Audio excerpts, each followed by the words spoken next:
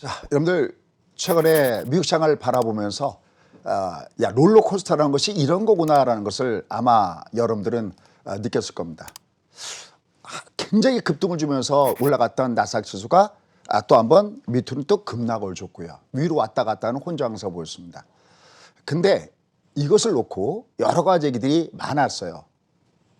그런데 어느 것 하나 사실은 속 시원하지 않았었습니다. 특히 아마 여러분 중에서 이 방송 듣고 계신 분 중에서도 만약에 선물과 옵션에 대한 그 기초 지식이 없다면은 또 오늘 어쩌면 제가 설명을 들어도 그거를 잘 이해하지 못할 수도 있습니다. 하지만 최선을 다해서 제가 여러분께 최근에 주가의 급등락이 왜 나타났고 그러면 이게 앞으로 어떤 방향으로 갈 것인지 우리가 무엇을 체크할 것인지 이 부분을 한번 설명 들어볼 테니까요. 인내심을 갖고 조금 들어봐 주시면 감사하겠습니다. 그것이 아마 이 새벽에 아침에 눈 비비고 일어나서 지금 국고초를 듣는 분들한테 대한 조그마한 보답이 아닐까라는 생각입니다. 최근에 나스닥에 고래가 나타났다라는 얘기를 많이 합니다.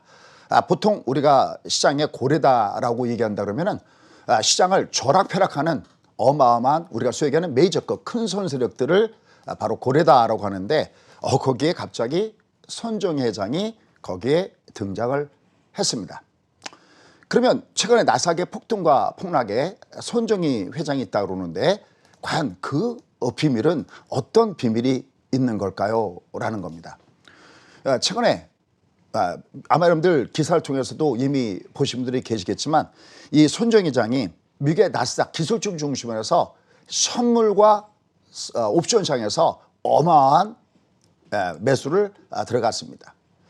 결국은 우리가 보통 소프트뱅크다 그러면 어떤 생각이 딱 드냐면 비전 펀드가 생각나실 겁니다. 그렇죠? 아직 상장되지 않는 비상장 업체들 우리가 보통 스타트업 회사라고 그러는데 여길 중심해서 투자를 해서 크게 성과를 얻은 아마 손 회장 그러면 딱 여러분 떠오르는 데가 어디입니까? 아마 알리바바 뭐 이런 쪽이 아마 떠오르지 않겠나? 최근에 또 매각얘기 나오고 있는 ARM 뭐 이런 데가 아마 생각이 나실 겁니다. 여기에 최근에는 또 틱톡 인수와 관련돼서도 손정희 회장의 이름이 거론되고 있습니다.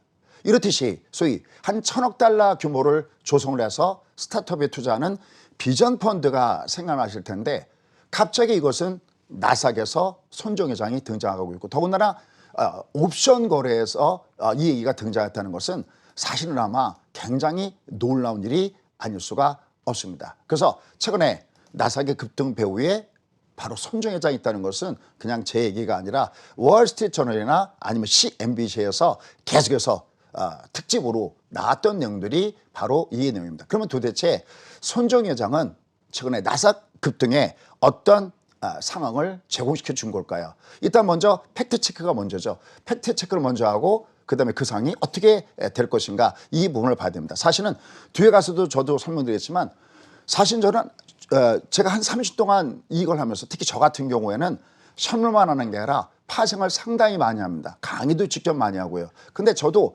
굉장히 하나 풀리지 않은 숙제가 있었어요.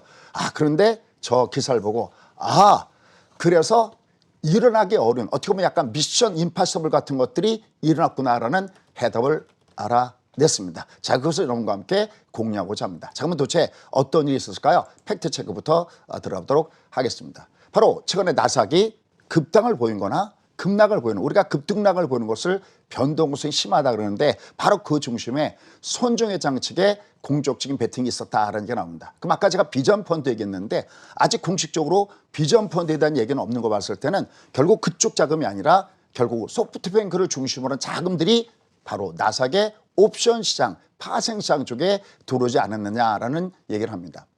일단 주로 처음에 얘기했던 것은 우리가 소위 팡이라고 일컬어지죠. 대략 한 40억 달러, 우리나라 돈으로 보면 대략 한 5조 원 정도 가깝다라고 할 수 있겠죠. 약 한 5조 원 정도의 자금을 아마존도 사고, 마이크로소프트 사고, 넷플릭스 사고, 기타 IT 주식을 바로 산 것으로 전해지고 있습니다. 근데 처음에는 선물을 투자한 것으로 알려지고 있습니다. 그런데 놀랍게도 어느 정도 주가가 상승한 다음에 바로 손정희 회장 쪽에서 뭐를 샀느냐? 바로 옵션을 샀는데 이게 무려 40억 달러. 아마 상상이 잘 안 갈 겁니다. 우리나라 돈으로 한 5종 정도를 옵션을 샀다 그러면 도대체 그게 뭔가라고 아마 처음 여러분들이 접하시는 분들이 계실 겁니다. 그래서 여기서 약간 기초단이 중요합니다. 우리가 소위 콜옵션을 산다는 개념은 뭐냐면 이런 개념이에요. 내가 일단 어느 정도 약속된 정해진 금액에 내가 그것을 살 수 있는 권리를 삽니다. 근데 이렇게 얘기하면 무슨 이제 하나도 못 알아듣습니다. 이렇게 얘기할 수 있겠습니다. 자, 만약에 뭐 우리나라 주식, 우리가 삼성전자가 편하니까요. 삼성전자 꼭 한번 얘기를 한번 해보도록 하겠습니다. 자, 삼성전자가 지금 시계에서 5만 원에 거래가 되고 있습니다. 그런데 이 5만 원에 거래가 되는 이 금액이 여러분 한번 생각해 보세요. 5만 원에 거래되는 이 삼성전자의 주식이 10만 원 간다고 하면 여러분들은 어떻게 생각하세요? 믿겠습니까? 저부터대로도 뭐 이게 10만 원? 이게 쉽게 갈 수 있겠어? 이럴 겁니다. 쉽게 하면 콜옵션은 이런 개념이에요.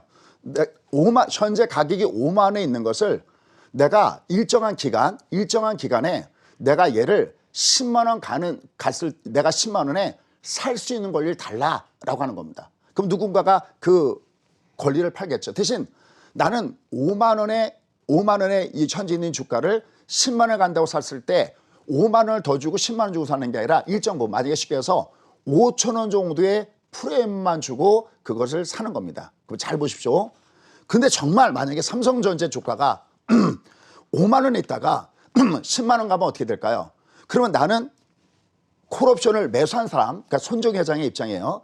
콜옵션을 매수한 사람은 나는 5만 원이었을 때 5천 원만 내고 10만 원에 내가 그 주식을 받을 권리를 샀는데 이게 10만 원이 갔다고 생각하면 난 그 권리를 행사하면 되죠.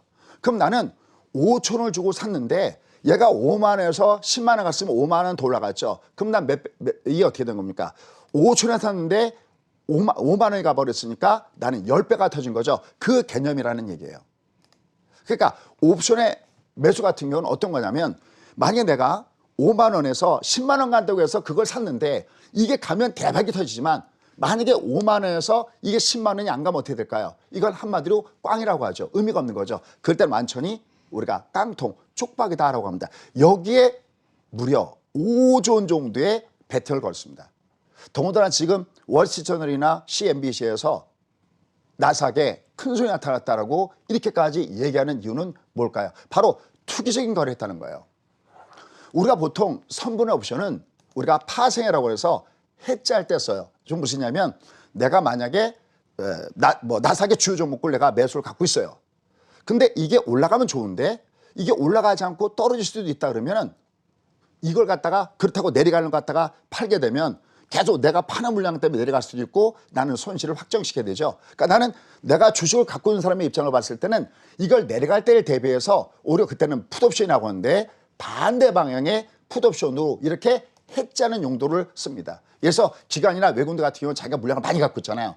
근데 만약에 내려간다고 생각해 갖고 걔를 때리면 시장은 더 내려가겠죠. 그러니까 그것을 그대로 홀딩하고 있으면서 대신 내려갈 때 이익을 주는 선물 매도 포지션이라든지 아니면 내려갈 때 이익을 주는 풋옵션 같은 걸 사주면 선물에서 손실나는 폭을 거꾸로 얘는 올라가면서 이익을 주는 거죠. 여러분 쉽게 얘기한다면 한쪽에다가 공매도를 쳤다라고 생각하면 됩니다. 내가 삼성전자를 갖고 있는데 한쪽에다가 물론 내가 이걸 공매도 칠 바에 우리 입장에서 그냥 매도 때리면 되겠지만 한쪽에서 누군가가 공매도를 때리면 공매도하는 사람은 어떻습니까? 내려갈수록 이익이 나는 거죠. 그러니까 매수 갖고 있는 사람은 손해가 나지만 공매도 때리면 이익을 나니까 그걸 카바링 치는 것을 우리가 옵션 매매, 선물 매매, 파생의 주요한 목적이라는 겁니다. 그런데 손정 회장은 이걸 완전히 뒤엎고 어떤 매매를 했냐? 소위 얘기해서 나스닥 기술주들의 강세가 나타난다고 보고 그걸 매수하면서 그것도 부족해서 바로 콜 매수를 쐈습니다. 그럼 왜 그냥 선물을 쏘지 왜 그때 그러면 옵션을 쐈을까라는 분들입니다. 그건 왜 그러냐면 우리가 옵션은 레버리지 효과가 굉장히 크다라고 할 수 있습니다. 쉽게 해서 우리나라 돈으로 5조 원 정도의 옵션을 샀다는 얘기는 다시 말해서 선물을 바꾼다면 우리가 레버리지 효과야. 선물을 산다면 50조 정도를 산 겁니다. 여러분 보세요. 만약에 그래서 미국 같은 경우 그런 경우가 많은데요. 내가 아파트 가격이 10억 하는 아파트를 가지고 내가 10억인데 내가 돈을 다 넣고 사진 않거든요. 내가 1억을 넣고 아파트를 샀어요. 그럼 보십시오. 10억 하는 아파트가 내가 1억 갖고 샀는데 얘가 만약에 1억만 올라갔다 하십시오. 그러면 10억을 다 하는 사람, 선물로 10억을 다 하는 사람은 1억 올라갔으니까 10% 이기지만 내가 1억을 투자한 사람은 1억을 올라갔으니까 되는 거죠. 더블 나온 거죠. 그런 개념으로 보시면 됩니다. 일종의 그것도 어떻게 보면 레버리지 효과다라고 할 수 있는데 바로 손정희 회장 쪽이 바로 이렇게 매수를 한 겁니다. 그러면 최근에 이렇게 급등을 줬던 부분들은 뭐냐라는 겁니다. 여러분들 혹시 빅쇼트라는 영화 보셨습니까? 빅쇼트에서는 반대죠. 우리가 보통 올라가는 포션을 롱 포션이라고 얘기하고요. 내려가는 포션을 풋 포션이라고 얘기합니다. 아마 오늘 방송 들으면서 아마 여러분 중에서는 선물 옵션에 대해 기초식인 분들은 아마 재밌게 영화 한 편 보듯이 볼 수 있지만 이걸 경험해 본 분들은 어려울 겁니다. 그런데 내가 이렇게 지나간 다음에도 얘를 분석해 놓지 않으면 또다시 이것이 급등락을 줬을 때 무방비로 당할 수밖에 없습니다. 그러니까 조금만 인내심을 갖고 한 번 더 들어보시면 좋겠습니다. 그럼 이 현상은 어떤 현상이냐면 그럼 보세요. 내가 이제 콜옵션을 샀어요. 그러면 나는 쉽게 해서 최근에 테슬라 같은 거 한번 예를 한번 들어볼게요. 테슬라가 $1,000 있을 때 야 나는 얘가 1,500달러에 내가 살 수 있는 거를 줘. 그럼 원래 내가 돈을 주고 살려면 $1,000에서 1,500달러면 내가 500달러를 주고 사야 되는데 내가 프리미엄을 줄 때는 대신 내가 너한테 50달러 줄게. 그러면 이 콜옵션에 매도를 때리는 사람 반대쪽에 매도를 때리는 사람의 입장을 보면 야 얘가 뭐 $1,000에서 맞추고 있는데 얘가 뭐 1,500달러까지 가겠어? 그렇지 않아도 버블이 있다고 그러는데 그래서 콜옵션을 매도를 때린 겁니다. 그럼 어떻게 될까요? 정말 $1,000짜리가 1,500달러가 가버리면 50달러 놓고 샀던 입장으로 보면 얘가 10배가 터진 거죠. 이게 더군다나 2,000달러도 더 돌파했으니까 소위 초대박이 터진 거죠. 반면에 그럼 옵션을 매도한 사람은 어떻게 될까요? 이 사람들은 손실이 무한 손실이에요. 이걸 자기가 물어줘야 되잖아요. 그럼 어떻게 될까요? 해지하려면 어떻게 될까요? 만약에 올라갈 때 그걸 감당하려면 반드시 현물을 사주든지 아니면 자기들도 다른 쪽에서 해지 포지션을 들어가줘야 되는 거거든요. 그러니까 최근에 나스닥 지수가 기술주가 이렇게 강하게 올라간 그 배경에는 물론 선물도 사줬지만 그 덩치 갖고 나스닥 지수를 끌어올렸다라고 볼 수는 없습니다. 그런데 요번에 콜옵션에다가 어마어마한 배팅을 쏘면서 선물을 움직이는 우리가 보통 이것을 뭐라 하면 웩도독이다라고 합니다. 무슨 얘기냐면 보통은 덩치가 큰 몸이 꼬랑지를 움직여야 되는데 그게 아니라 개의 입장을 보면 꼬랑지가 흔들거릴 때 꼬랑지가 흔들리는 것이 커다란 덩치 움직였다. 즉 파생, 옵션에서의 시장이 전체 선물시장을 교란시켰다. 그래서 지금 굉장히 큰 뉴스가 되고 있고 아마 조만간 여기에 대한 조치들이 조만간 또 기사가 나올 가능성이 높습니다. 결론, 지금 현재 시장이 강하게 급등을 줬을 때 이것이 정말 손정희 회장의 콜옵션 매수에 의한 것에 의한 상승만 줬다면 이 거품은 꺼져야 되겠죠. 또 역으로 지금 위로 올라가다가 밑으로 내려갔던 배경은 여러 가지 해석들이 많이 나오고 있습니다. 그동안에 많이 올라갔던 부분에 대해서 이제 이익 실현을 하면서 매도를 때렸기 때문에 밑으로 내려갔다면 이것이 지나가면 또 거꾸로 주가는 반등을 줄 수 있는 양쪽 요인이 다 있겠죠. 과연 여러분들은 손정희 회장이 승부사라고 생각하십니까? 아니면 투기꾼이라고 생각하십니까? 그걸 알려면 과거에 손정희 회장이 어떻게 했는지를 알면 쉽게 알 수가 있습니다. 뭐 멀리도 찾지 않습니다. 바로 작년입니다. 작년 초에 소프트뱅크가 실적 발표를 앞두고 있었습니다. 누구나가 야 이제 소프트뱅크는 적자일 거야. 실적이 안 좋을 거야. 이렇게 전부 다 체념한 상태에 있었습니다. 근데 서프라이즈가 나타났습니다. 실적이 의외로 굉장히 좋아졌습니다.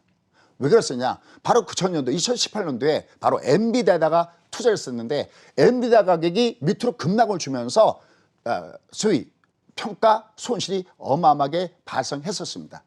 그러다가 다시 엔비디아 주가가 위로 올라갈 때 소위 풋옵션 매수, 우리가 이익을 확정시킨다는 건데 내가 갖고 있는 주식을 파는 그 가격, 쉽게 해서 대략 한 105달러에다가 평균 단가를 산 걸로 알고 있는데 대략 풋옵션을 들어갔을 때 파는 거죠. 이걸 팔듯이 파는 겁니다. 그걸 대략 한 218달러 선에다가 이거를 풋옵션을 매수했다고 합니다. 그래서 상당히 큰 이익이 발생됐다고 얘기합니다. 또 하나, 지금 도대체 그러면 손정희 회장이 왜 저러고 있느냐라는 겁니다.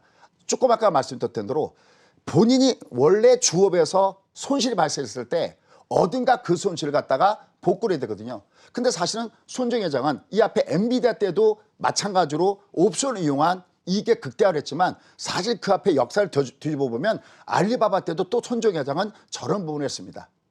이건 아마 지금도 이 방송 보신 분들도 야 어마어마한데 투기 소유에게는 승부사적인 기질이 있는데 라는 사람과 아마 상대적으로 투기꾼이다라는 사람 양쪽이 갈 겁니다. 하지만 분명한 것은 역사는 이렇게 기록합니다. 우리가 성공했을 때는 혁명가라고 불리우고 실패했을 때는 반란했다라고 얘기하죠. 어쨌든 지금까지는 손정희 회장은 성공을 하고 있습니다. 그러면 도대체 손정희 회장이 왜 그러면 저런 짓을 했을까요? 어떻게 보면 일반적인 부분은 상식적으로 이해가 안 가고 더군다나 약간 투기에 가까운 저런 매매를 왜 했을까요? 그래도 우리가 매매는 안 하더라도 한번 알고는 있어야 되지 않을까요? 그래서 why? 당신 왜 이 짓을 했는데? 라는 겁니다. 자, 도대체 왜 이 짓을 했을까요? 여러분들 소위 돈 잃고 좋아하는 사람은 아무도 없겠죠. 더군다나 손정희 회장은 어마어마한 재력가고 자산가고 이미 우리가 상상을 할 수 없는 그런 곳에다가 투자를 많이 하죠. 그래서 알리바바라는 것도 아마 여러분들 아실 거고요. 또 최근에 뭐 미국 같은 경우도 어마어마하게 많이 투자했고 그다음에 최근에 매각으로 나온 암 같은 경우도 역시 투자를 많이 하고요. 이 돈 잃고 좋아할 사람은 아무도 없죠. 그런데 지금 소프트뱅크가 여러 가지 부분에서 지금 손실이 발생하고 있습니다. 최근 몇 년 동안 손실 발생하고 있고 특히 1분기에만 하더라도 소프트뱅크의 적자가 무려 16조나 발생했습니다. 그래서 여러분들 TV에서 많이 보셨죠? 야 이제 소프트뱅크의 손정희 회장도 한물 간 거 아니냐. 그리고 소프트뱅크에서 손정희 회장의 입지도 흔들리기 시작했고 또 비전펀드에 대한 것도 신뢰감도 많이 무너지기 시작했습니다. 이런 상태 속에서 뭔가 여름이라면 아마 어쩌면 저라도 그랬을 것 같습니다. 저라도 야 여기서 한번 내가 터닝 포인트를 한번 만들어야 되는 것이 아니냐. 어떤 역전의 기회를 만들어야 되는 것이 아니냐.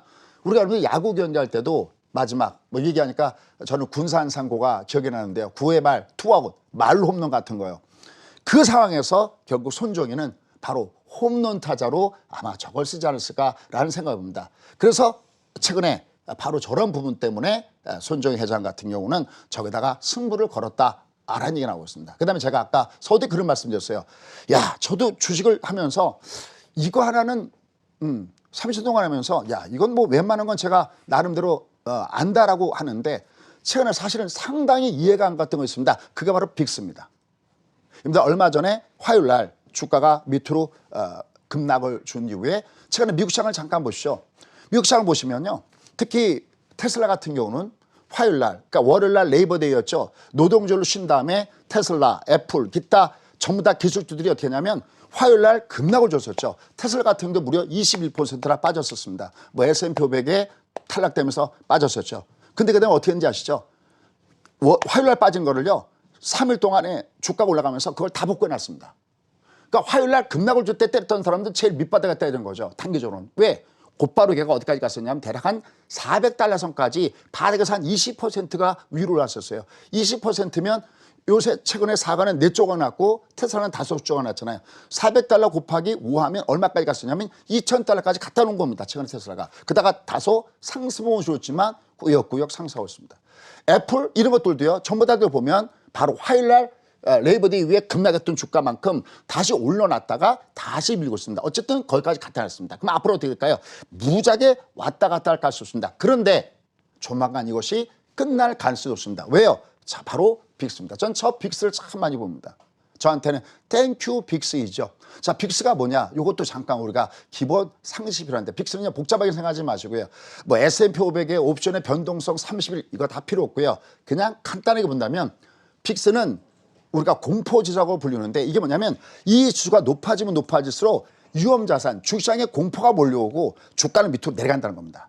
3월달에 이렇게 인디안의 기후제가 통합니다라고 말씀드렸을 때 바로 제가 바닥을 뭘로 잡아냈다고 했습니까? 빅스요. 빅스가 올라가다 공포지수가 올라가다가 장대을 확 때리는 겁니다. 오, 그럼 이제 공포 국면은 끝났겠구나. 그래서 우리나라 시장이나 미국 시장을 보니까 거꾸로 우선 장대을 확 주면서 올랐습니다. 하나 꿀팁입니다. 주가는 바닥에서 시작할 때는 장대 양보로 시작하고 꼭지에서 끝날 때는 장대 음봉을 떼면서 끝납니다. 다만 3대 가겠죠. 장대 음봉, 5일선 바디데드, 20선 바디데드. 바로 빅스가 3월달 이후에 그렇게 차근차근 내려가면서 거꾸로 우리나라 시장은 위로 올라가는 모습이 좋습니다. 1750선대 갔을 때 기사에 나왔던 거 있습니다. 뭐가? 일반 개인 투자가들, 동학 개미들이 곳곳을 투자하고 있다. 제가 우리 수강생한테 드렸습니다. 이거 잘못하면 깡통 난다. 왜냐하면 공포지수가 밑으로 빠지고 이제 주가가 봉쪽에 올라가는 1750에 넘고서 웬 인버스, 그것도 투타임스 인버스냐. 아마 아침에도 이 아침을 지키는 많은 수강생들이 계십니다. 항상 감사하게 생각합니다. 방송을 통해서. 그러니까 내가 아는 만큼 보이고 보이는 만큼 벌 수 있는 부분입니다. 근데 제가 최근에 이해가 안 됐던 게 나스닥이 꾸준하게 올라가는데 빅스가 같이 올라가는 거예요. 보통 지수가 올라가면 빅스는 계속해서 빠져야 되는데 시안타. 왜 빅스가 올라가지? 결국 그 비밀을 넣을 수 있느냐. 바로 시장을 알고 있었던 거죠. 결국 손조 회장이 많은 나스닥의 콜옵션을 맺었다는 것이 일부 비밀리에, 우리는 나중에 한 사실이지만 일부 비밀리에 알고 있었던 부분이죠. 그러니까 상대 주가 올라가면서 일부는 해지성 거래로 뭐가 들어가는 상태에 있느냐. 빅스를 매수하면서 빅스가 같이 동반 상승하는. 보통 얘가 역별의 관계였는데 주가도 올라가는데 빅스도 올라가면서 이것이 참 묘하다 싶었는데 결국 그 의문이 드디어 풀린 상태에 있습니다. 자, 그럼 이제 앞으로 시장은 어떻게 움직일까요? 일단 다행스럽게 우리나라 시장은 디커플링으로 꿋꿋하게 움직이고 있습니다. 최근에 오히려 미국이 중국의 화이나 이런 데를 강하게 압박하면서, 제가 지난번에 어떻게 그런 말씀 드렸어요. 압박하면 상대적으로 반도체에 대한 매출은 줄지만 사실 삼성전자는 SK랑은 달리 이 화이의 매출 비중이 크지도 않습니다. 여기에다가 오히려 그동안에 화이가 잡아먹었던 5G 시장의 장비를 갖다가 수주해서 받게끔 돼 있고, 특히 모바일 폰에서도 압도적으로 나타나고 있고, 여러 가지 부분에서 호재성 재료가 많다라는 말씀이었는데, 최근 사실 우리나라 시장이 굉장히 강하게 버틴 이유 중에 하나가 삼성전자가 버텨줬다는 것도 큰 부분이다라는 측면에서 디커플이 나타나고 있다는 겁니다. 그러니까 꼭 악재가 악재고 악재가 아니고 또 꼭 호재가 아니라는 것을 이번 시장에서 보시면 좋겠습니다. 자, 그럼 어떻게 될까요? 중요한 것이 있습니다. 현물은 여름이 사고 나면 만기가 없습니다. 그냥 내가 갖고 있으면 평생 동안 갖고 있다가 자식한테 물려줘도 상관이 없는데, 옵션은 만기가 있습니다. 즉 일정한 시간이 딱 되면, 만약에 시계에서 8월 18일이었다 아니면 요번에도 며칠이었다, 이렇게 만약에 화요일 날이 만약에 만기다, 그러면 그 상품은 이제 없어지게 됩니다. 그러면 저것이 다 청산된 다음에는 드디어 이 변동성은 조금씩 줄을 갈 수 없습니다. 오늘 아직 장은 여전히 나스닥은 올라갔다 내려갔다 하면서 혼자 항상 보이지만, 오늘 아침에 빅스가 하락을 했다라는 부분들은 이제 서서히 저 그림자에서 벗어날 수 있습니다. 왜냐하면 저 포션이 노출됐잖아요. 항상 저건 비밀리에 포션을 가져가야 되는데 저 포션이 노출됐다면 이제 점진적으로 저 변동성 구간에서는 벗어날 수 없습니다. 자, 그러면 우리는 중요한 거는요, 어떻게 매매할 것인가 하는 겁니다. 지난번에도 제가 맨 마지막에 그럼 도대체 나 어떻게 매매해야 돼? 이게 결국은 중요한 거잖아요. 그 부분을 다시 한번 이렇게 말씀을 좀 드려보도록 하겠습니다. 바로 이 부분입니다. 자, 이 부분에서 우리가 필수로 알아야 되는 것이 있습니다. 얘는 당분간 위아래로 왔다 갔다 할 가능성이 굉장히 높습니다. 여기 보면 장대 음봉을 줬다라는 말씀을 드렸어요. 그렇죠? 얘가 장대 음봉을 줘버리면 장은 이 장대 음봉은 절대 일반들이 만드는 것이 아니거든요. 아까 장대 양봉을 시작해서 장대 음봉으로 끝난다고 그랬는데, 장대 음봉을 빠지니까 얘가 올라가다가 여기도 보시면요, 밑으로 갔다가 화요일 날은 밑으로 훅 빠졌지만 수요일 날과 여기 보면 목요일 날은 주가가 이 빠졌던 가격대까지 다 왔어요. 웬만한 거 팡이고 보고 다 왔어요. 그때 저희 수강생은 어떤 전략을 세웠냐면, 일단 제가 스플 떼면서 제가 맨 뒤에 앉아서 그런 말씀 드렸죠. 이런 말을 해도 되는지 모르겠지만 하면서 애플은 3분의 1, 테슬라는 한 3분의 1까지는 저희가 물량을 털어들었다 그러는데, 만약에 미처 못 터신 분들은 위로 올라갈 때는 내가 어차피 이익이 발생한 부분들은 위에서는 좀 정리해 주시오라는 말씀을 이렇게 드린 바가 있습니다. 그럼 얘는 어떻게 될까요? 당분간 계속 왔다 갔다 하면서 올라가면 계속 위에서는 이 장대문 영향이 있기 때문에 계속 막혀서 갈 수 있습니다. 그래서 이미 이익이 많이 발생하셨던 분들은 위로 올라갈 때마다 여러분들은 내가 일정 부분은 챙겨놓기를 이렇게 권해드리고 싶습니다. 다만 얘가 다시 밑으로 폭락한다. 얘는 그럴 때는 어제 그런 얘기했죠. 촛불이론이에요. 얘는 어디에 가까이 가느냐는 겁니다. 우리가 탁구공을 놓고 어디서 분이 짜서 탁구공이 일로 가면 이렇게 가는 거고요. 또 탁구가 이쪽으로 가면 여기서 불면 이렇게 가듯이 얘는 위로 가면 위에서 내리부는 바람 때문에 얘는 밑으로 내려가는 성질이 있고요. 대신 그냥 안 빠집니다. 이렇게 외부는 빠지지 않습니다. 이거는 조금 자기가 인내를 해야 될 걸로 보고 있습니다. 다시 밑으로 내려가면 얘는 다시 밑에서부터 받아주는 약간 위아래로 왔다 갔다 하는 변동을 소출할 수 없습니다. 그 다음에 가장 중요한 거, 우리나라 시장은 지금 어떻게 움직이고 있나요? 우리나라 시장은 다행스럽게도 역 디커플링이 있습니다. 그동안에는 미국이 빠지면 빠지고 올라도 빠져가는 그런 존재였는데 최근에 다행스럽게 미국이 내려가도 올라가는 그 현상을 주면서 역 디커플이 되고 있습니다. 결국 이렇다면 우리는 별개로 여전히 별개로 섹터별로 역시 실적이 호전될 만한 종목을 중심에서는 종목 양세에 대한 가능성은 여전히 있다는 쪽에서 포커스 한번 맞춰보시면 어떨까요?